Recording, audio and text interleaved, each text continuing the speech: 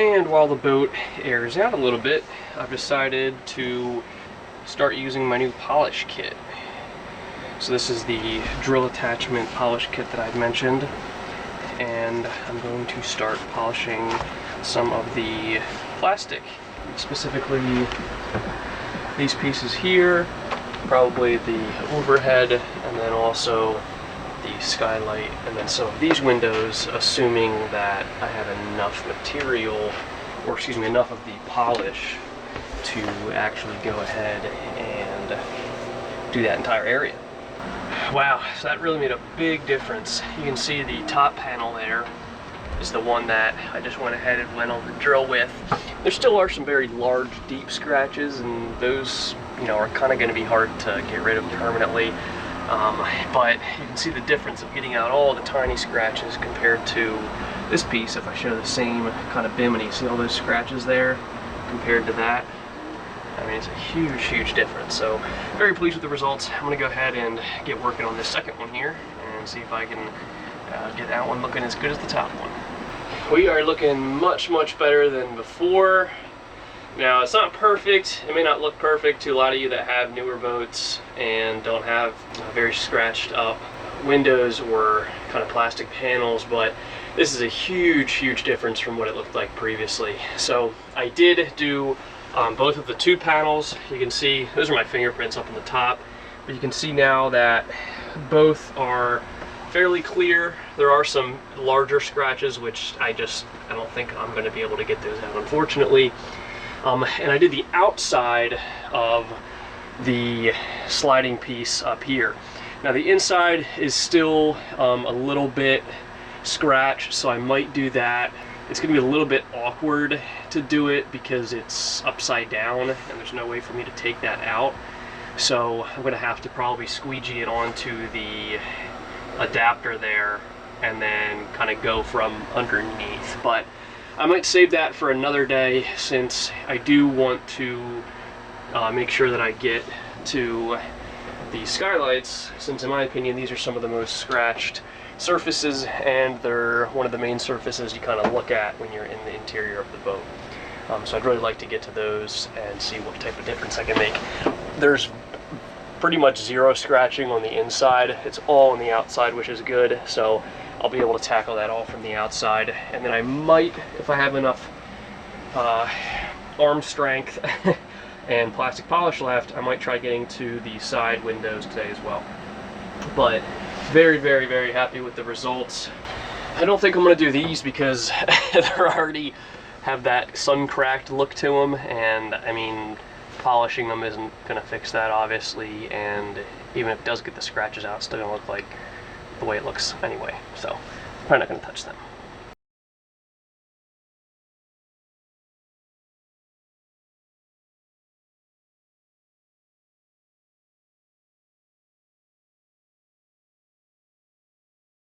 Well, it's looking pretty good from the outside. Let me take a look and see what it looks like from the inside.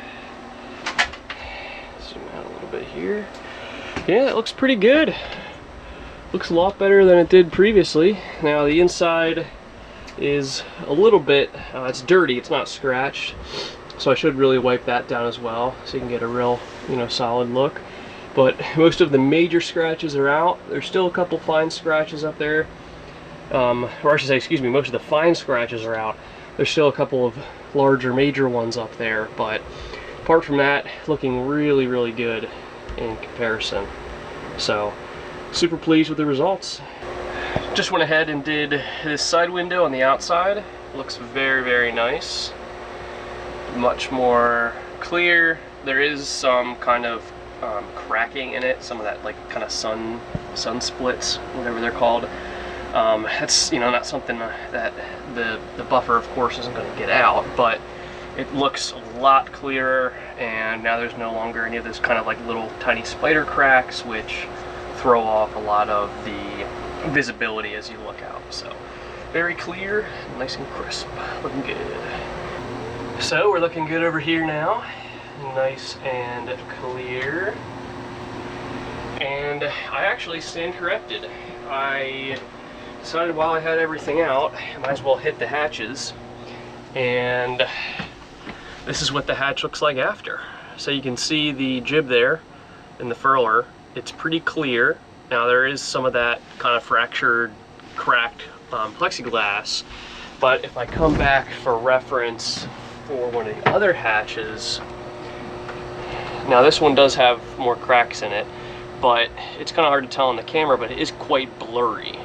So it's not just the cracks. I think it's a combination of the cracks and the scratches from, for instance, see the line here kind of rubbing back and forth. So it actually made quite a difference. So I figure, what the hell, I already have everything out. I'm already filthy.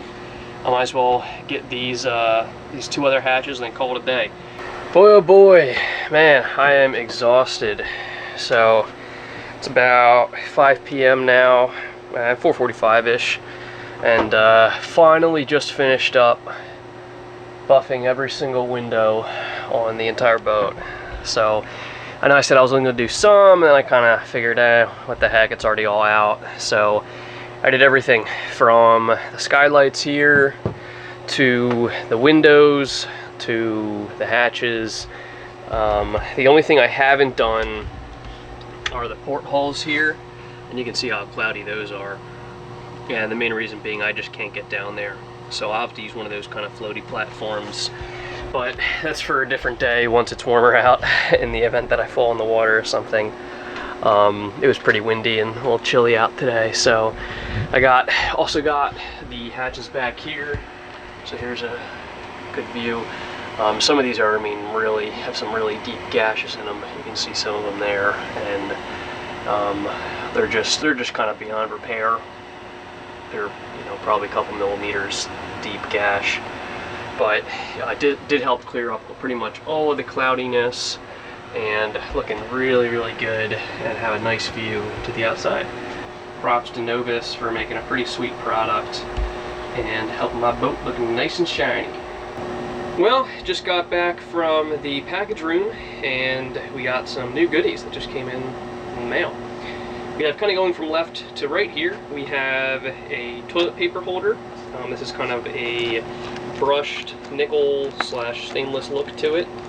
Should look pretty good in the bathroom there, mounted on the wall. I also got some, these are actually some kind of cool solder heat shrink tube kind of mixtures. So I saw them online, people have been talking a lot about them. I've never used them myself personally, but basically they are heat shrink tubing, which has in the center there, that silvery stuff is solder, and then in this case the yellow, blue, red, or white, that's adhesive that is heat activated and actually glues to the wires, so that you have not only a soldered connection but also a quote-unquote glued and sealed connection. So they're pretty highly rated online and generally recommended. A couple people recommended them for marine type applications, because right now I've been using just the standard kind of old school kind of clamp connections where it just mushes the metal together and clamps them on there. But I think the fact that these are soldered, plus they kind of have that adhesive and shrink wrap, hopefully it'll help keep some moisture out, just in the event anything ever gets wet. So figured to give them a shot. I think these were $10 or $12, I want to say, for this pack. This was $20, I believe. And then we also got in, finally, the US or American spec CUS gauges. So we have on, let's see here, on the left here, this is the freshwater gauge, and on the right here, this is the holding tank gauge. So it will be nice now that this one will no longer be backwards, which right now it's currently backwards, because if you'll recall, I'm using a US spec sender / sensor with a European spec gauge, and the resistance values are flipped. I finally did measure the holding tank sender length at 12.5 inches. I purchased that, but it has not come in yet, so this will be the new gauge, since I'm assuming the gauge is also European spec, the original one. So if not, I can return it. I'll keep it in the box. I think these were $24 a piece, $25 a piece. You get them online. We also have some other things that came in from, these are all from Bed Bath & Beyond. We got some, the OXO Good Grips kind of hook holder there. Pretty cool. for the bathroom. Another one of the suction cup mount little holders. Same thing for the bathroom. I have one over there right now, holding my razor and toothbrush and toothpaste. And then I also got some more spice shelves. So these are these are pretty expensive. I think they were like, I don't know, $5 a piece.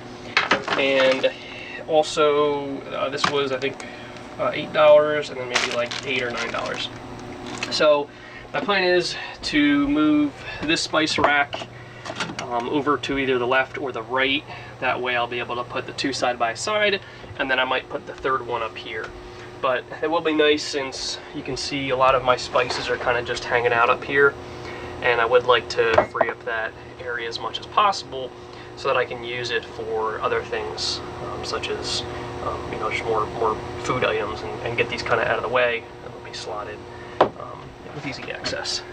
And finally, I did want to give kind of the, I guess, final review or final update on the Mattress moisture pad, whatever you want to call it, the moisture blocker. And I can say with a high level of certainty this is a pretty good product. I've now slept on it 2 nights in a row, and last night I actually slept for like 10.5 hours, which was absurd.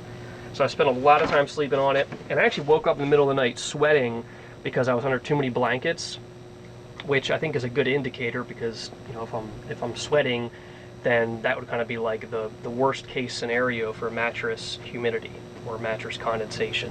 And woke up this morning nice and dry underneath. This thing really does a good job of keeping the moisture off the mattress. So very happy with the results of that. Definitely $100 well spent.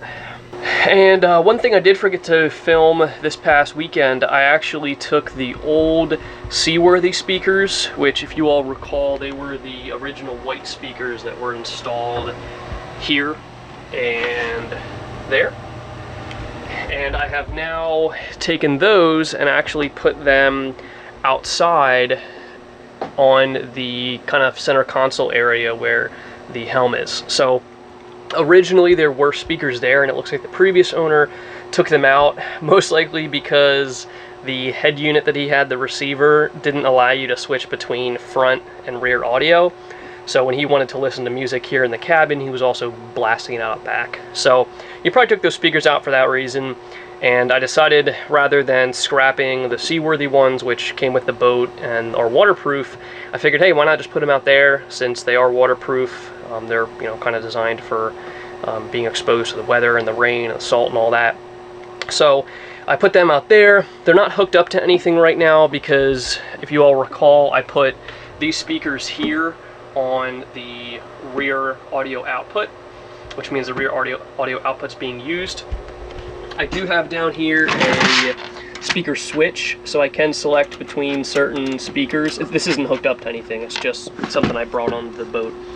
I could potentially run them through so I can select the speakers individually if I want to do, you know, let's say just outside, outside and inside, or just inside.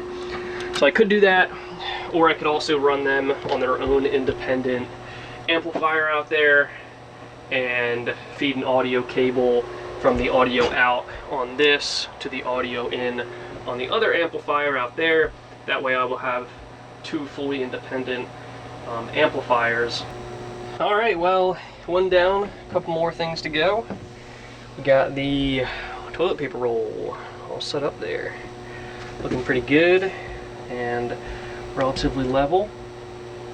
It is hard to get perfect level on the boat, but toilet paper stays there in the center, so it's looking good. And it's definitely not really in the way when you're kind of walking in and out of the bathroom, because it's actually almost kind of flush with the doorway. In order to change it, you just have to open that up there, because you can't get it around the door there. But I kind of wanted it that way anyway. That way it's not gonna, even if it does get a little, get a little crazy on the boat, you know, rocking around a lot, it's not gonna go falling off potentially as well. But it does have that kind of stopper on the end, so looks pretty good. Unfortunately, I miscalculated on the thickness of this wood, and I should have knocked on it beforehand, because it's pretty darn thin. It's pretty high pitched sound there compared to something like that. You can see it sounds a lot different. And so I did punch through right there with the screwdriver, with the drill bit, but I'll try to cover that up with some teak oil, either that or just some brown marker. Here's the back of the old freshwater and holding tank gauges. I'm gonna go ahead and snip. There we go. So that's for the old water tank, or excuse me, the old water gauge. And if you look at the new wiring harness here, it actually has a nice kind of quick disconnect, which is kind of nice. And then it has the different wires coming off, which, according to the wire diagram, I will match up the corresponding colors there, and then plug this into the back of the new sensor, just like that. So, pretty cool, and I like that it's quick disconnect compared to this, because once it's in there, you can't just disconnect it and service it. It's stuck in there until you snip the wires. And I'm also going to try using the new soldering, gluing, and heat shrink tubing all in one little gizmos that I just purchased. So this is going to be the trial project, so we shall see how it turns out. So I did just want to highlight this really cool back piece that screws onto the gauge itself and holds it in place. Now if you notice, it's this orientation such that the flared portion is actually not closer to the back of the gauge. Now if I cut real quick and show you what it originally looked like, it looked kind of like this. So you can see the threaded portion there, and it's the same exact diameter as the old style WEMA gauges, which is nice. And the cool thing is that depending on the thickness of the wood that you're mounting it on, so for instance, if you look at my over there, you can see it's pretty thick, probably about, I don't know, half an inch if I had to guess. And then if you come back and look at this piece, as this screws on, that probably already is less than half an inch thick. That's for the thin wood mounting. And if you have a panel that's a lot thicker, you can see that there. This is actually for the much thicker kind of panel that you're going for. Same thing, screws right on. It just goes, if the threads line up, if I can get the line up, there we go. Just goes on opposite.